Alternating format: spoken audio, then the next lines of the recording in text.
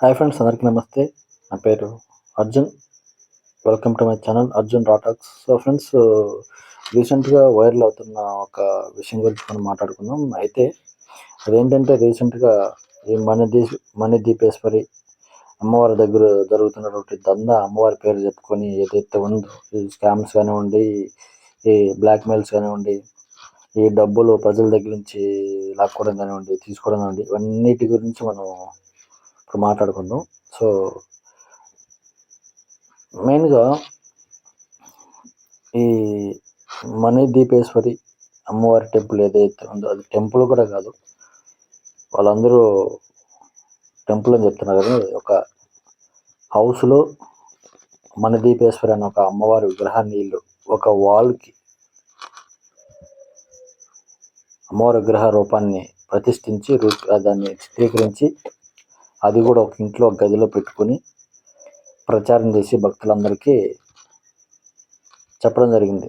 మా ఇంట్లో అమ్మవారు వెలిచారు అనేసి. దేవత స్వయంగా వెలిసింది ఏం కాదు అక్కడ. వీళ్ళు ముందుగా ప్లాన్ చేసుకుని ఒక విగ్రహాన్ని, ఒక రూపాన్ని చిత్రీకరించి ఆ రూపాన్ని అమ్మవారి రూపంగా తయారు చేసి మలిసి అక్కడ వాళ్ళకి వచ్చేలా చూసుకొని ఇంకా ప్లాన్ చేశారనమాట. ఎలాగా? ఆన్లైన్లో, ఇన్స్టాగ్రామ్లో, సోషల్ మీడియాలో మొత్తం అమ్మవారు స్వయంగా అమ్మవారు వెలిసింది, ఇక్కడ అద్భుతాలు జరిగిపోతున్నాయి, ఏమనుకుంటేవి జరిగిపోతున్నాయి ప్రచారం మొత్తం. ఇప్పుడు మనలాంటి పిచ్చి జనాలు ఏం చేస్తారంటే, ఎక్కడ కొత్తగా ఏదన్నా అమ్మవారు వెలిసినా, ఏ దేవుడి పేరు చెప్పినా సరే మనం వేసుకుంటూ వెళ్ళిపోతాం. గొర్రెలు కాబట్టి మనకు తెలియదు అక్కడ నిజమేంది అబద్ధమైంది, అసలు అమ్మవారు వెలిచారా లేకపోతే వీళ్ళే ఆ దందా నడుపుకోవడానికి క్రియేట్ చేసి పెట్టారా, అసలు నిజంగా అమ్మవారు ఉందా లేదా అని తెలీదు. కానీ మనం ఏంటంటే సెంటిమెంట్ ఫెలోస్ మనందరం కూడా. ఎట్లా అంటే, ఫర్ ఎగ్జాంపుల్ చిన్న చెట్టుకి ఒక పసుపు కుంకుమ పూజించి టెంకాయ కొట్టినా సరే అది మనం దేవునికి భావిస్తాం. ఎందుకంటే అది మన సంప్రదాయం, మనం అలా ఫీల్ అవుతాం. హిందూస్ అందరూ కూడా అలాగే ఫీల్ అవుతారు. ఆల్మోస్ట్ అంతలక్క ఉంటాయి, కానీ నమ్మకం అనేది మనల్ని అట్లా చేస్తారనమాట. మనం ఏ రాయిని చూసి మొక్కితే అదే మన నమ్మకం, నమ్మితే అదే మన దేవుడు అని ఫీల్ అవుతాం. అట్లాగా వీళ్ళు ఒక దేవుడి పేరు చెప్పుకొని, ఒక దేవత పేరు చెప్పుకొని ప్రజల దగ్గర, వచ్చిన వాళ్ళ దగ్గర డబ్బులు లాగడానికి పెట్టుకున్న స్కీమ్ అనమాట ఇది. టు బి ఫ్రాంక్, హానెస్ట్గా చెప్పాలంటే, ఈ అక్కడ ఉన్నటువంటి మొత్తం ఒక సైట్లో కార్నర్లో ఒక హౌస్ కట్టుకున్నారు. హౌస్ మొత్తం లాస్ట్ కార్నర్లో ఉంది. అది కూడా ఈ ఆన్లైన్ ప్రచారం ద్వారా జనాలు విపరీతంగా వెళ్ళారు. కొత్తగా తెలుసు అక్కడ ఏమన్నా జరుగుతున్నాయేమో, అద్భుతాలు, అమోఘాలు, మనం వింతలు, ఎప్పుడు చూడనటువంటి అద్భుతమైనటువంటి శక్తులు కనిపిస్తున్నాయని చెప్పేసి మనలాంటి వాళ్ళు చాలా మంది వెళ్ళి అక్కడ మొక్కడం జరిగింది. అమ్మవారు ఉన్నారు కాబట్టి అమ్మవారికి ఎక్కడున్నా సరే మనం మొక్కుతాం. అమ్మవారిని మనం తప్పనేది లేదు. విగ్రహం కానివ్వండి, ఎవరైనా కానివ్వండి, మన దేవునిగా కొలిచే ప్రతి ఒక్కరిని మనం నమ్మాలి, మొక్కుతాం. అందులో తప్పులేదు. కానీ అమ్మవారి పేరు చెప్పుకొని దందాలు చేస్తూ, డబ్బులు లాక్కుంటూ, ప్రజల్ని మోసం చేస్తూ ఇలాంటి చేసే వాళ్ళు మనం ఎప్పుడు కూడా క్షమించకూడదు, ఊరికినే వదిలేయకూడదు. ఎందుకంటే అది చాలా తప్పు, చాలా పాపం కూడా. ఇప్పుడు నాకు ఒక ప్రాబ్లం ఉంది, నేను ఎందుకు వెళ్తాను? నా ప్రాబ్లం తీర్చుకోవడానికి. అమ్మకు మొక్కితే నా ప్రాబ్లం తీరుతుందని ఒక చిన్న ఆశతో.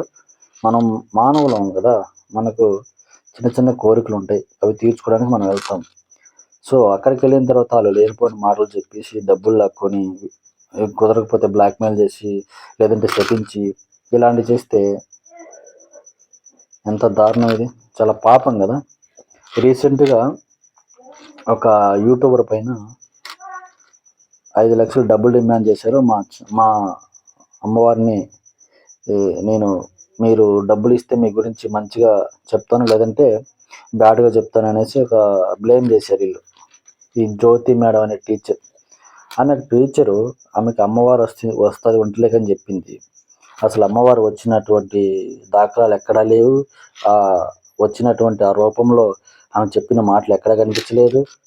మళ్ళీ అమ్మవారి పల్లకిలో మోస్తూ తీసుకెళ్తారు. ఒక వీడియో చూసాను నేను ఈ మధ్యన. దుష్ట సంహారం అనేసి ఒక వీడియో జస్ట్ వైరల్ అవుతుంది. మరి దారుణంగా కుప్పలు కుప్పలు ఎగురుతుంది, ఎక్కడ పడితే అక్కడ ఆగుతుంది, ఎక్కడ పడితే అక్కడ అరుస్తుంది, కేకలు పెడుతుంది, డాన్స్లు వేస్తుంది. అసలు ఏంటి? ఒక ఒంట్లోకి ఒక దేవత వస్తే వాళ్ళు ఎంత భయంకరంగా ఉంటారు, వాళ్ళు చెప్పే మాటలు ఎలా ఉంటాయి, ఎంత మనకు అనిపిస్తుంది నిజమైన అమ్మవారు వచ్చినట్టు. మరి అది ఎక్కడా లేదు. చూస్తే మొత్తం డ్రామాలు ఆడుతున్నారు డబ్బుల కోసం, జనాల్ని బకరాలు చేసి. రీసెంట్గా వాళ్ళు ఎక్స్పోజ్ అయ్యారు కదా, వాళ్ళు చేసింది తప్పు. మీడియా వెళ్ళారు, బ్లేమ్ చేసినప్పుడు మీడియా వెళ్ళారు, మేము అడిగింది మాకు ప్రూఫ్ చూపించండి, మేము ఒప్పుకుంటామని చెప్పేసి వెళ్తే తలుపులు వేసుకుంటారు, ఎవరిని రానియకుంటారు. అంటే తప్పు చేసినట్టే కదా. తప్పు చేసిన వాళ్ళకి మనం ఎందుకు సపోర్ట్ చేయాలి? ఇలాంటి వాళ్ళకి తగినటువంటి శిక్ష పడితే కదా నెక్స్ట్ ఇలాంటి బయటికి రాకుండా ఇలాంటి వాళ్ళు జాగ్రత్తగా ఉంటారు. మన దేవతల్ని అడ్డం పెట్టుకుని డబ్బులు సంపాదించుకునే కొంతమంది బ్యాచ్ ఉంటారు. ఇలాంటి వాళ్ళకి తగిన బుద్ధి చెప్పాలి, లేకపోతే ఇలాంటివి పెరిగిపోతూనే ఉంటాయి. మన గురించి పక్కన వాళ్ళు పక్కన మతస్థులు నవ్వుకొని మాట్లాడుకునే అవకాశం మనం ఇచ్చిన వాళ్ళు అవుతాం. మనమే అంటాం కదా క్రిస్టియన్ వాళ్ళని, వాళ్ళు ఏదేదో చెప్పారు, గ్యాస్ సిలిండర్ వచ్చింది, నాకు డబ్బులు పడినాయి, నాకు బంగారం దొరికింది అనేసి ఎన్ని మాట్లాడుకుంటాం మనం, గొర్రెలు అనేసి. అదే మతస్థులు మన దేవతలు, ఈ దేవతల దేవతల పేరు చెప్పుకొని ఇలాంటి పనులు చేసే వాళ్ళని చూసి మన హిందుత్వాన్ని మొత్తం అందరినీ అన్నట్టే కదా, ఒకరిని అన్నే కానీ. సో మనం ఏం చేయాలంటే ఇలాంటివి జరగకుండా మనం జాగ్రత్త పడేలా చర్యలు తీసుకోవాలి. కొంతమంది వెళ్ళారు మీడియా తీసుకుని రీసెంట్గా ఈ మణిదీపేశ్వరి అమ్మవారి ఆలయానికి. ఆ జ్యోతి మేడం బయటకు వచ్చింది లేదు, సమాధానం చెప్పింది లేదు, నిజమా కాదనేసి తప్పు చేశారు. తప్పని తెలిసిపోయింది, ఆమెకు అమ్మవారు వచ్చింది లేదు, అమ్మవారు వచ్చి ఇక్కడ నేను ఒలిసానని చెప్పింది లేదు. పైగా కొన్ని మాటలు మాట్లాడుతుంది, నేను లేకపోతే అమ్మవారు ఎక్కడ ఉన్నారనేసి మాట్లాడుతుంది. అంటే ఎంత అహంకారంతో వచ్చిన మాటలు అవి. ఈమె లేకపోతే అమ్మవారు లేరంట అక్కడ, ఆమె వల్ల అమ్మవారు వచ్చారంట. అంటే ఈ ప్లానే కదా ఇది. అమ్మవారు అనుకుంటే నువ్వు అవసరం ఏముంది చెప్పమ్మా జ్యోతి మేడం, అమ్మవారు అనుకుంటే నువ్వు అవసరం ఏముంది అని అడుగుతున్నాను. అమ్మవారి పేరు చెప్పేసి డబ్బులు దోచుకున్నారు, హ్యాపీగా పంచుకున్నారు. వెళ్ళి అడిగితే మాట దాటేసుకొని గేట్లు బేగాలు వేసేసుకొని ఎవరిని రానియకుండా లోపల దాక్కొని కథలు పడుతున్నారు అనమాట. ఇది చేసే దందా. మనసులో ఒక బ్యాచ్ని పెట్టుకుని ఆ బ్యాచ్లో అందరికి చెప్పుకుంటూ మంచి జరిగింది, అది జరిగింది, ఇది జరిగింది అని చెప్పుకుంటూ కథలు పడుతూ జనాల్ని రప్పించుకుని వాళ్ళ దగ్గర డబ్బులు లాక్కొని చేసే దందా ఇది. ఇలాంటి వాళ్ళని క్షమించవద్దు. ఇలాంటి వాళ్ళని క్షమిస్తే ఇలాంటి వాళ్ళు చాలామంది మన హిందుత్వం పైన, మన దేవుళ్ళ పైన బిజినెస్లు పెట్టి కోట్లు సంపాదించాలని ప్లాన్ చేసుకుంటూ ఉంటారు అన్నమాట. సో తెలిసిన వాళ్ళు ఇట్లాంటి వాళ్ళని నమ్మి మీరు డబ్బులు పోగొట్టుకొని పిచ్చోళ్ళు అయ్యి బక్కారాలు అవ్వకండి, ఓకేనా? అదే ఒక గుడికి వెళ్ళి మనశ్శాంతిగా దండం పెట్టుకుంటే కనీసం ఆ దేవుడు ఎవరొకరు మనకి కోరికలు తీరుస్తారు లేట్గా అయినా సరే. ఇలాంటి వాళ్ళకి డబ్బులు ఇచ్చి బకరాలు అడగకుండా. హైలైట్ ఇంకొక మాట చెప్పాలి, ఇది జోక్ బాగా నవ్వుకోండి మీరు విన్నప్పుడు. ఒక అమ్మాయి డబ్బులు ఇచ్చిందంట, 1,50,000 ఎంతో. ఆమెకి చెప్పిందంట, నువ్వు డబ్బులు ఇస్తే నీకు ప్రభాస్తో నీకు పెళ్లి చేపిస్తానని. అరే ఏంది ఇది, ఎంత డ్రామా నడుస్తుంది. ప్రభాస్తో పెళ్లి చేపిస్తానని చెప్పేసి డబ్బులు తీసుకునేదంట ఒక అమ్మాయి దగ్గర. ఇంతకన్నా విడ్డూరం ఎక్కడన్నా ఉందా? ఇలాంటి ఎవరైనా చేస్తారా చెప్పండి అసలు? ఇలాంటి వాళ్ళకి మళ్ళీ మీరు వెళ్ళి మొక్కడాలు, ఆమె చెప్పింది మీరు నమ్మడాలు, దీనికి ఒక ప్రచారము, తోటకూర.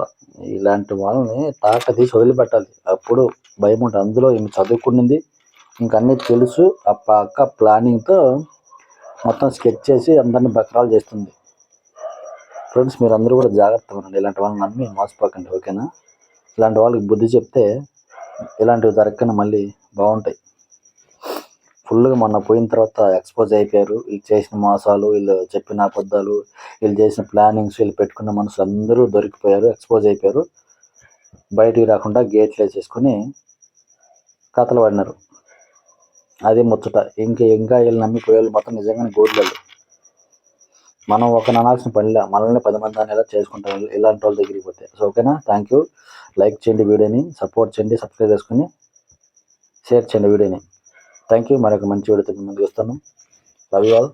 జై హింద్.